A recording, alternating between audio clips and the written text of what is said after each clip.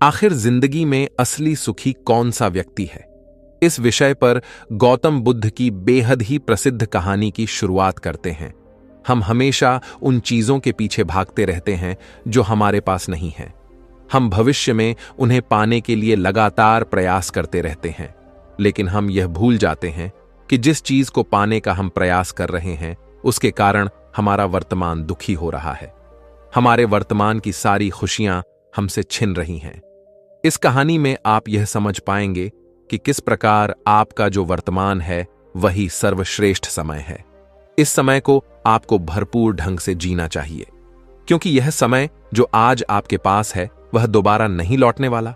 बहुत समय पहले की बात है, एक नगर में एक बहुत ही गरीब व्यक्ति रहता था। वह जब भी किसी धनी व्यक्ति को देखता तो वह मन ही मन बोलने लगता और कहता, हे भगवान, तूने मुझे इतना गरीब क्यों बनाया?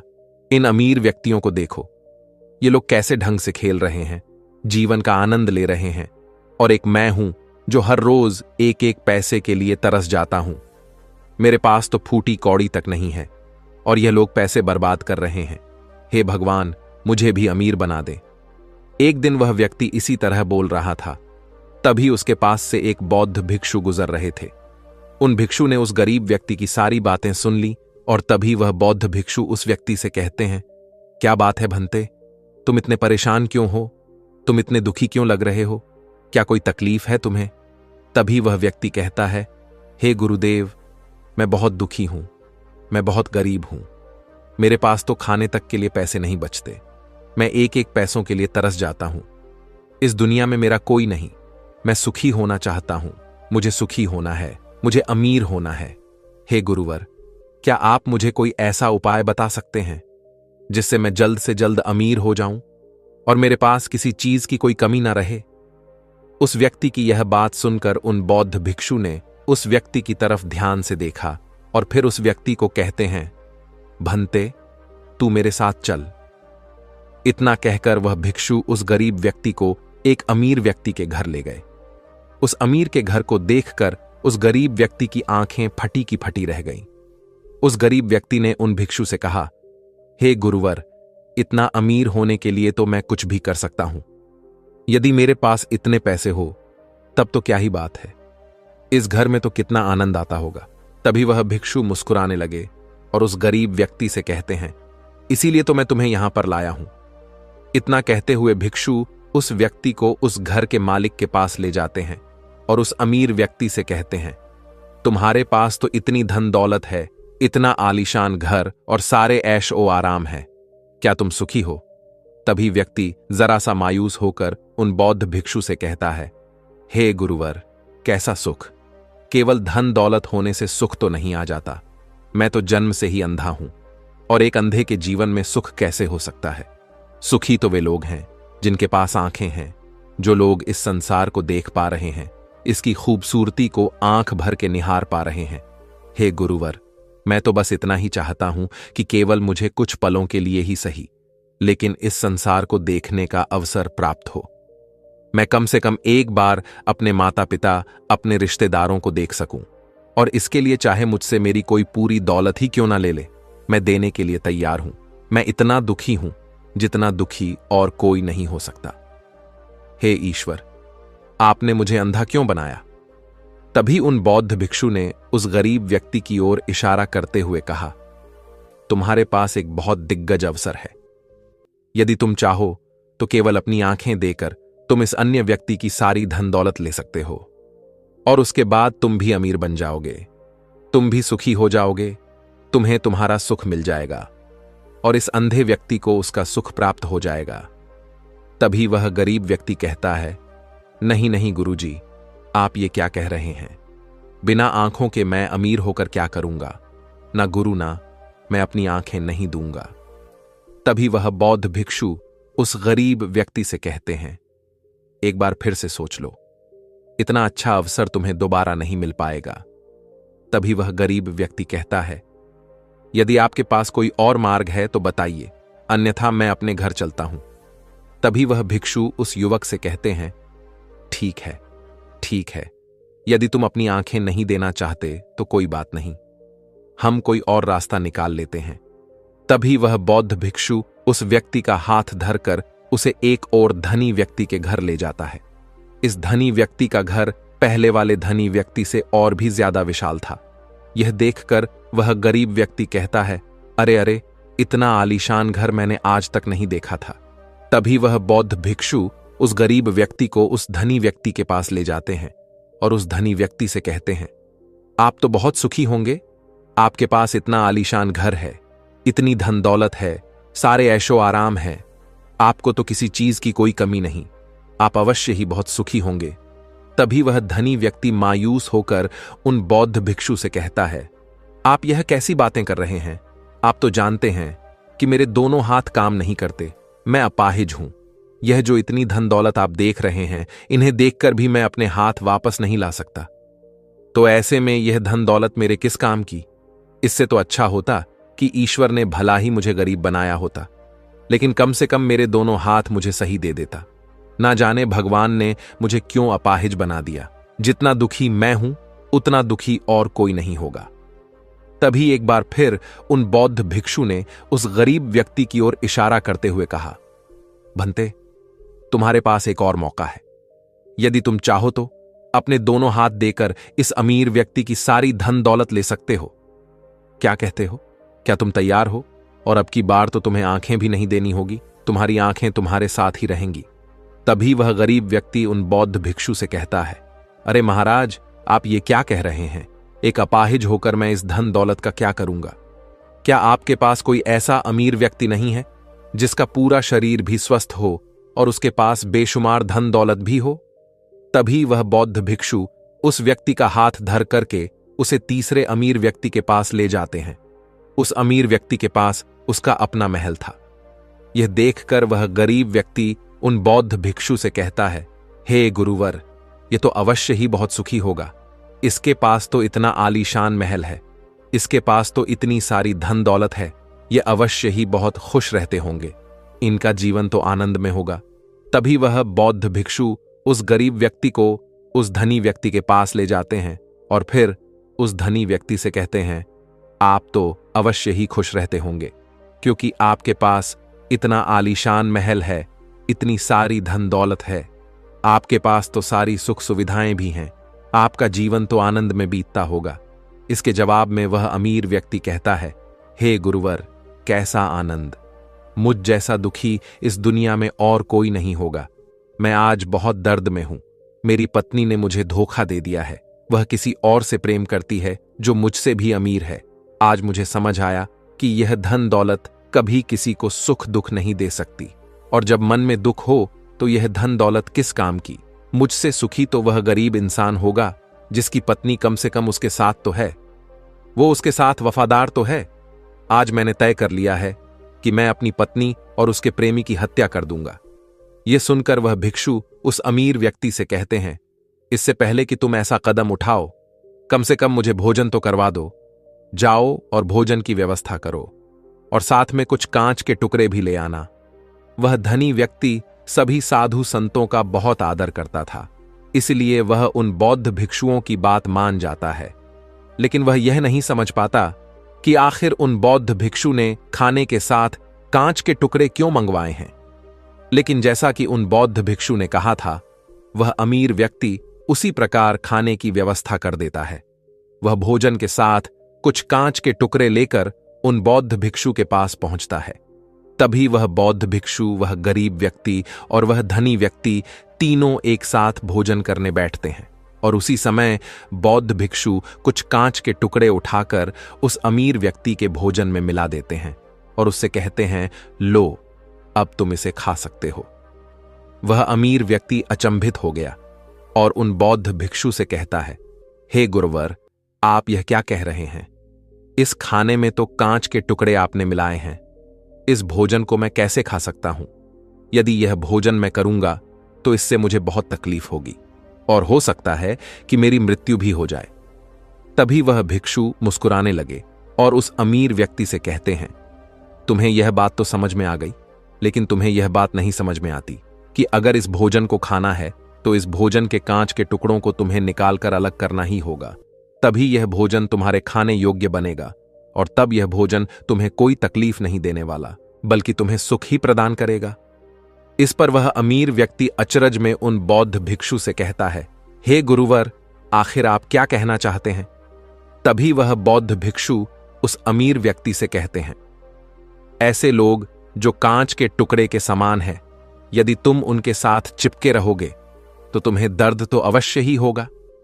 जिस प्रकार यह कांच का टुकड़ा मिला हुआ भोजन तुम्हें दर्द प्रदान करेगा, इसलिए इसका समाधान तो यही है कि तुम इन कांच के टुकड़ों को भोजन से अलग कर दो और जो है उस पर ध्यान दो, अर्थात कि तुम उन लोगों को भूल जाओ जो तुम्हारे जीवन में नहीं है और उन लोगों पर ध्यान दो जो इस समय तुम्हारे साथ हैं, जैसे कि तुम्हारी पुत्री।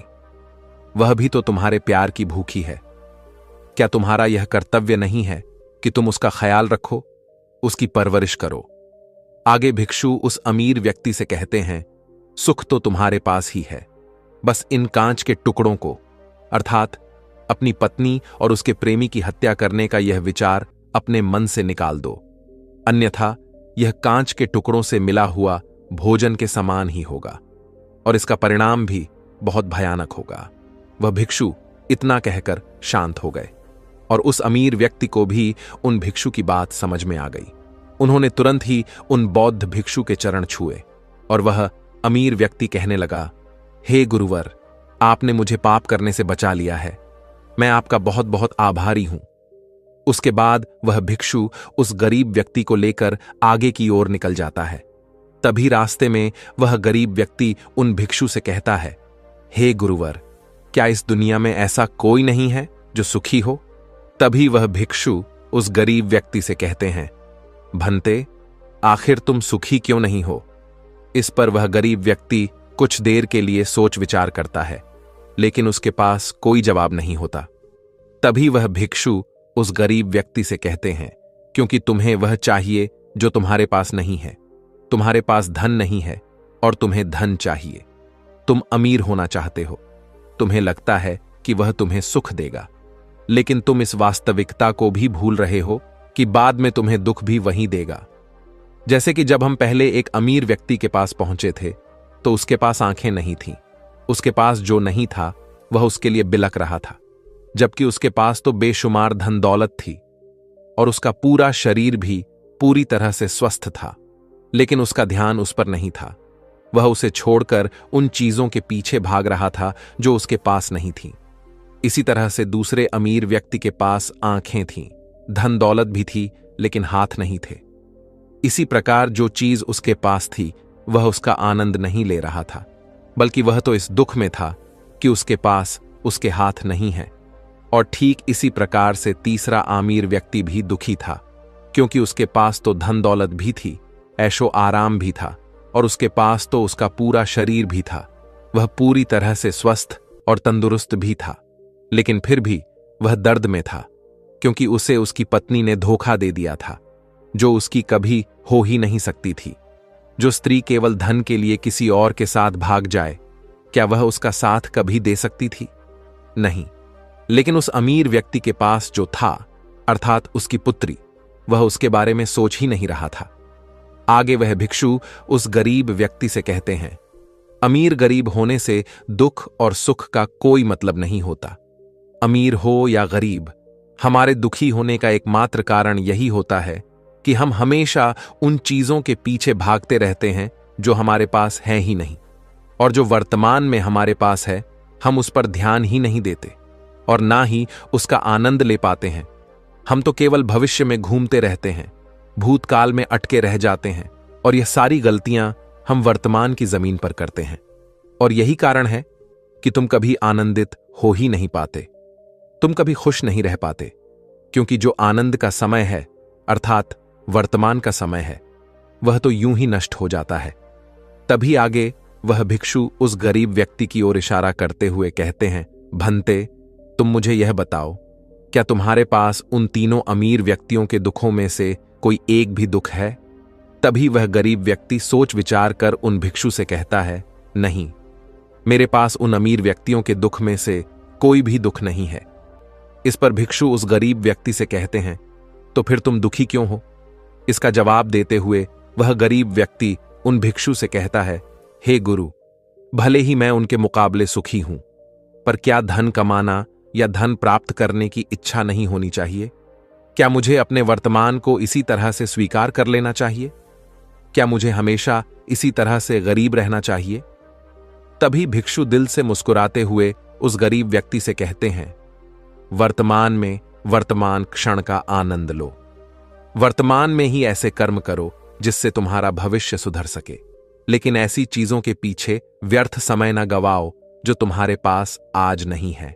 जो तुम्हारे पास आज है उसका आनंद लो, और जो तुम पाना चाहते हो उसके लिए केवल कर्म करो, और उस कर्म का फल तुम्हें भविष्य में मिलेगा। यानी इसकी चिंता में भी मत रहना, क्योंकि यदि तुम इसकी चिंता में रहोगे तो कभी सुखी नहीं रह पाओगे, भले ही हालात कितने भी बुरे क्यों ना हो। केवल अपने आज पर ध्यान दो और अपने कर्म मन लगाकर करो। इतना कहकर वह भिक्षु शांत हो गए, और गरीब व्यक्ति को भी उन बौद्ध भिक्षु की बात अच्छी तरह से समझ में आ चुकी थी। वह यह समझ चुका था कि अब से उसे अपने वर्तमान पर ध्यान देना है, उसे अपने वर्तमान को सुधारना है। उसके बाद उस गरीब व्यक्ति ने उन बौद्ध भिक्षु को प्रणाम किया और वापस अपने घर लौट गया। अब से वह गरीब व्यक्ति यह सोचकर हमेशा खुश रहने लगा कि कम से कम वह उन 3 अमीर व्यक्तियों से अधिक खुश है। उसके पास अधिक खुशियों की वजह है। हां, यह बात और है कि उसके पास धन नहीं है, लेकिन उसके पास ऐसी चीजें हैं जो धन से कहीं ज्यादा कीमती हैं, और वह है उसका पूरा शरीर जो पूरी तरह से स्वस्थ है। दोस्तों, मैं उम्मीद करता हूं कि यह कहानी सुनने से आपके जीवन में अच्छे बदलाव आए होंगे। आपको इस वीडियो से क्या सीखने मिला, यह कमेंट करके जरूर बताइए, और अपने परिवार, दोस्तों या आपके करीबी इंसान के साथ यह कहानी शेयर करके उन्हें भी इस ज्ञान से परिचित करवाए। बाकी अगर आपको यह वीडियो दिल से अच्छी लगी हो तभी इस वीडियो को लाइक कर देना, और आपने अब तक इस चैनल को सब्सक्राइब ना किया हो तो चैनल को सब्सक्राइब भी जरूर कर देना। आपका हर दिन शुभ हो और खुशियों से आपका जीवन भरा रहे। धन्यवाद। नमो बुद्धाय। चलिए बढ़ते हैं दूसरी कहानी की तरफ। इस कहानी में एक अजीब सा रहस्य बताया गया है, जिससे आप अपने अवचेतन मन की शक्ति को इस्तेमाल करके जिंदगी की कठिन से कठिन सफलता आसानी से प्राप्त कर सकते हैं। कैसे अपने अवचेतन मन की शक्ति को इस्तेमाल करना है, इसकी विधि क्या है, इस विषय पर हम आज एक अद्भुत कहानी आपको सुनाएंगे। दोस्तों, हमारा जो चेतन मन होता है उससे करीब 9 गुना अधिक ताकतवर हमारा अचेतन मन होता है। अगर 1 गुना ताकत हमारे चेतन मन के पास है तो इसका अर्थ यह हुआ कि उससे 9 गुना अधिक ताकत हमारे अवचेतन मन के पास है, क्योंकि अवचेतन मन ही हमारे पूरे शरीर को नियंत्रित करता है। चेतन मन हमारे दिमाग का एक हिस्सा है जो हमारे विचारों और भावनाओं से प्रेरित होता है, और हमारा चेतन मन ही तर्क वितर्क करने में हमारी मदद करता है। लेकिन दूसरी तरफ हमारा अवचेतन मन यह तर्क वितर्क नहीं करता। यह उस जानकारी को ग्रहण कर लेता है जो इसे चेतन मन देता है। इसीलिए जैसा हम अपने अवचेतन मन में सोचते हैं वैसे ही हम बनते चले जाते हैं। क्या आपने कभी इन बातों पर विचार किया है कि कोई व्यक्ति दुखी क्यों है और वहीं पर दूसरा व्यक्ति इतना सुखी क्यों है? एक व्यक्ति सुख और समृद्धि से भरा हुआ है, वहीं पर दूसरा व्यक्ति इतना गरीब और दुखी क्यों है? एक व्यक्ति भयभीत है जबकि दूसरा व्यक्ति आस्था और विश्वास से भरा हुआ है। एक व्यक्ति आलीशान महलों में रहता है, वहीं पर दूसरा व्यक्ति गरीब और टूटी फूटी कुटिया में रहता है। कोई बहुत सफल है तो कोई असफल। कोई व्यक्ति जरा सी मेहनत करके सफलता प्राप्त कर लेता है, और वहीं पर कोई दूसरा व्यक्ति जीवन भर मेहनत करने के बाद भी असफल ही रह जाता है। तो आखिर इन सब चीजों का कारण क्या है? क्या आपने कभी इन पर विचार करने की कोशिश की है? हमारे जीवन में जो भी अच्छा है वह हमारे चेतन मन पर निर्भर करता है। अर्थात यदि आप अपने चेतन मन में यह बात भरेंगे कि मेरे साथ जो कुछ भी होगा वह अच्छा होगा, मेरे साथ जो कुछ भी हो रहा है वह अच्छा हो रहा है, और मैं एक दिन कामयाब जरूर बनूंगा, तो आप अवश्य ही अपने जीवन में कामयाब बन जाएंगे। वहीं पर यदि आप अपने अवचेतन मन में बुरी बुरी बातें रखेंगे, अर्थात नकारात्मक बातें कहेंगे, तो आपके जीवन में केवल नकारात्मकता ही भर जाएगी, और आपके साथ कुछ भी अच्छा नहीं होगा। आप जहां जाएंगे वहां पर आपके हाथ केवल असफलता ही लगेगी। आप हमेशा निराश और परेशान ही रहेंगे, लेकिन उनका हल आपको कभी नहीं मिल पाएगा।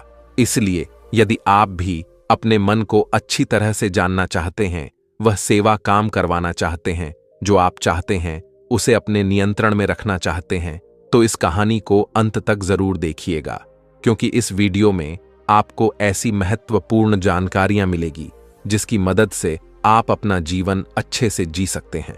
आप जो चाहे उसे हासिल कर सकते हैं। आप जिस भी लक्ष्य को प्राप्त करना चाहते हैं उसे आप प्राप्त कर सकते हैं। आज की इस कहानी में हम यह जानने वाले हैं कि आखिर चेतन मन और अवचेतन मन में मुख्य अंतर क्या है और वह किस तरह से काम करता है, और हम अपने अचेतन मन में अच्छी बातें किस प्रकार से भर सकते हैं जिससे हमारा जीवन परिवर्तित हो सके, हम सफलता की ओर आगे बढ़ सके। बहुत समय पहले की बात है। एक नगर में एक बहुत ही प्रसिद्ध गुरु रहा करते थे। उनकी ख्याति दूर दूर तक फैली हुई थी। उनके आश्रम में उनके कई शिष्य भी थे।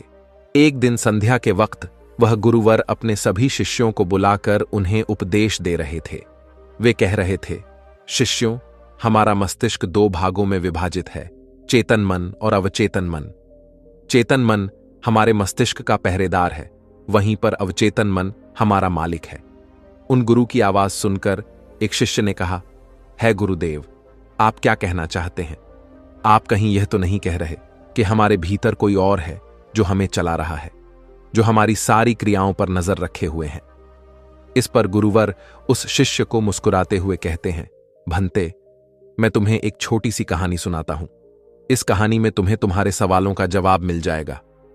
इस कहानी को ध्यानपूर्वक सुनना और इसे समझने का प्रयास करना। आगे गुरुवर कहानी बताते हुए कहते हैं, बहुत समय पहले की बात है। एक नगर में एक बहुत ही धनी सेठ रहा करता था और उसकी एक आलीशान हवेली भी थी। उसकी हवेली के द्वार पर हमेशा एक पहरेदार तैनात रहता था और हवेली में जब भी कोई उपद्रव होता, कोई शोर शराबा होता, तो उसकी आवाज चारों ओर गूंजने लगती और उस आवाज को सुनकर आसपास के लोग भी उस महल के पास आते और उस पहरेदार को खूब समझाने की कोशिश करते और कहते, देखो, तुम्हारी हवेली से बहुत सारी आवाजें आती हैं जिससे हमारे घर की शांति भंग हो जाती है। कृपया करके इन आवाजों को बंद करो। आखिर इस शोर शराबे में क्या रखा हुआ है? इस तरह से हल्ला करके तुम अपना जीवन कैसे शांति से बिता सकते हो? इस पर वह पहरेदार जवाब देते हुए कहता है, देखो भाई, मैं जानता हूं कि शोर करना बुरी बात है, लेकिन मैं क्या करूं? मैं भी इससे बहुत परेशान हूं। जो भी आवाजें होती हैं वह हवेली में होती है, इससे मेरी भी शांति भंग होती है। लेकिन आप मुझे क्यों समझा रहे हैं? इसका कारण मैं तो नहीं, इसका कारण तो मेरा मालिक है। आप उसे जाकर समझाइए। यह बात सुनकर लोग भी यह बात समझ जाते हैं कि बात तो सही है। आखिर इसमें इस पहरेदार की क्या गलती है? यह तो केवल अपना काम कर रहा है। गलती तो मालिक ही है। वह उपद्रव करता है, वह शोर शराबे करता है, और जब भी उसे यह सब करने का मन होता है तो वह हवेली के बाहर आता है और उपद्रव करके वह वापस हवेली में जाकर बैठ जाता है। और जिन लोगों को भी उस हवेली के मालिक से तकलीफ होती है, जिनकी भी शांति भंग होती है, वे सभी आकर उस पहरेदार को ही समझाने का प्रयास करते हैं। वह उसे खूब सुनाते हैं, लेकिन क्या इससे यह समस्या सुलझेगी? इस प्रश्न के साथ गुरुवर अपने शिष्य से कहते हैं, तुम ही बताओ, इसका क्या समाधान है? इस पर वे शिष्य गुरु के इस प्रश्न का जवाब देते हुए कहता है गुरुवर, जिन्हें भी उन हवेली के मालिक से तकलीफ है जो शोर शराबे करता है और लोगों की शांति भंग कर देता है, उन सभी को उनसे बात करनी चाहिए, तभी तो इसका समाधान निकलेगा। भला पहरेदार की इसमें क्या गलती है? वह तो केवल अपना काम कर रहा है और वह उससे ज्यादा कर भी क्या सकता है? उसके हाथों में तो और कुछ भी नहीं है। इस पर वह गुरुवर मुस्कुराते हुए अपने उस शिष्य से कहते हैं, भंते, ठीक इसी तरह से हमारा मन भी होता है। हमारा चेतन मन मनुष्य का पहरेदार होता है और पहरेदार को यह अच्छी तरह से पता है कि क्रोध करना बुरी बात है, बुरे शब्दों का इस्तेमाल करना बुरी बात है, अश्लील ख्यालों में खोए रहना बुरी बात है। अर्थात हमारे चेतन मन को यह बात बहुत अच्छी तरह से पता है कि गुस्सा करना, आलस करना, काम वासना जैसे विचार गलत है। यह सभी विकार हमारे भीतर नकारात्मक विचार उत्पन्न करते हैं, जिससे हमारा विनाश होता है।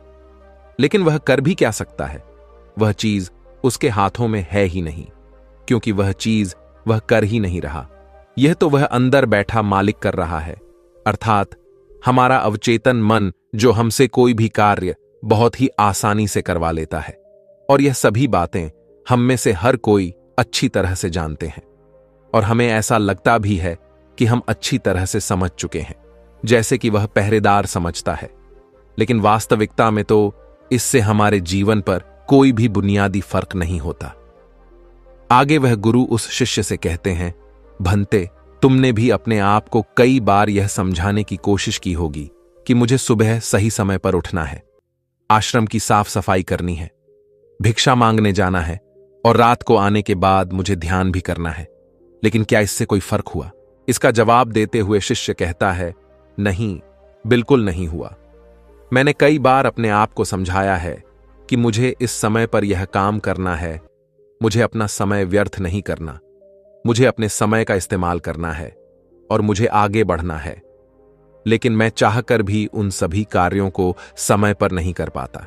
इस पर वह गुरुवर अपने उस शिष्य से कहते हैं, भंते, जब भी हम अपने आप को कुछ समझाने का प्रयास करते हैं तो हमें ऐसा लगता है कि अब हम समझ चुके हैं और अब हमसे कोई गलती नहीं होने वाली, और हम सोचते हैं ज़रेनिया कि अब हमारा जीवन बदल जाएगा, हम जो भी करेंगे अब वह सही होगा, अब तो हम जीवन में सफलता प्राप्त कर ही लेंगे। लेकिन दूसरे ही पल हम यह पाते हैं कि हमारे जीवन में कोई बुनियादी बदलाव आया ही नहीं है, और ऐसा केवल हमारी नासमझी के कारण होता है। हम अपनी नासमझी के कारण अवचेतन मन की जगह पर अपने चेतन मन को समझाने का प्रयास करते हैं, अर्थात मालिक को त्याग कर हम पहरेदार से बात करते रहते हैं और उसे समझाने की कोशिश करते हैं। लेकिन तुम यह भूल जाते हो कि आखिर वह पहरेदार कर भी क्या सकता है? वह सब उसके हाथों में है ही नहीं है। हमें तो अपने अवचेतन मन को समझाने की आवश्यकता है। हमारी बुद्धि, अर्थात वह पहरेदार जो यह समझ जाता है कि क्या सही है और क्या गलत, उसे कब क्या करना है, क्या नहीं करना। लेकिन यह सारी बातें केवल हमारे पहरेदार, अर्थात हमारे चेतन मन के सीमित रह जाती हैं। यह सारी बातें हवेली के उस मालिक, अर्थात हमारे अवचेतन मन तक तो पहुंच ही नहीं पाती, और यही कारण है कि हमारे जीवन में कभी कोई बुनियादी बदलाव हो ही नहीं पाता। ठीक उसी प्रकार जैसे कि यदि आपसे कोई कहता है कि पौधे में पानी भरोगे तो वह पौधा एक दिन वृक्ष होगा और फिर उसमें फल आएंगे, और आप उस बात को मान लेते हैं और उस पौधे में पानी भी देते हो, लेकिन आप पौधे की पत्तियों पर पानी देते हो और सोचते हो कि इसमें फल आएंगे। लेकिन जरा एक बार के लिए यह सोचिए, अगर पत्तियों में पानी दोगे तो उसमें फूल और फल कैसे आएंगे? हमें तो उस पौधे की जड़ में पानी देने की आवश्यकता है, लेकिन हम में से अधिकांश लोग केवल पत्तियों पर ही पानी छिड़क कर अपने आप को बहुत भाग्यशाली समझने लगते हैं। लेकिन वे यह भूल जाते हैं कि जो जो पानी वह पत्तियों पर दे रहे हैं, वह पानी पेड़ की गहराइयों में तो जा ही नहीं पा रहा, तो ऐसे में उस पौधे पर फल कैसे लगेंगी? ठीक इसी प्रकार हम भी अपने मन के साथ करते हैं, और यही कारण है कि हम अपने जीवन में जो भी चाहते हैं वह हमें नहीं मिल पाता। हम अपने जीवन में फल चाहते हैं, लेकिन वह हमें नहीं मिल पाता। इस पर शिष्य उन गुरुवर से कहता है गुरुवर, तो फिर हमें क्या करना चाहिए? क्या ऐसा कोई उपाय है जिससे हम अपने चेतन मन की सारी बातें अपने अवचेतन मन तक पहुंचा सकें? ऐसी कोई प्रक्रिया है जिसमें हम अपने संदेश को अपने चेतन मन तक पहुंचा सके? इस पर वह गुरुवर शिष्य से कहते हैं, भंते, यदि तुमने अपने संदेश को चेतन मन तक पहुंचा दिया, तब तुम जो चाहोगे वह इच्छा प्राप्त कर सकते हो। तुम जैसा चाहो उस लक्ष्य को प्राप्त कर सकते हो, क्योंकि हमारा अवचेतन मन हमारे चेतन मन से 9 गुना अधिक शक्तिशाली होता है। आपने कभी ना कभी यह देखा ही होगा कि एक मनोवैज्ञानिक जब किसी के मन के गुप्त राज को जानने की कोशिश करता है, तब वह मनोवैज्ञानिक जब उसके मन की बात को बाहर निकलवाना चाहता है, उसके अतीत में जो भी घटना घटी है उसमें साफ साफ रूप से प्रवेश करना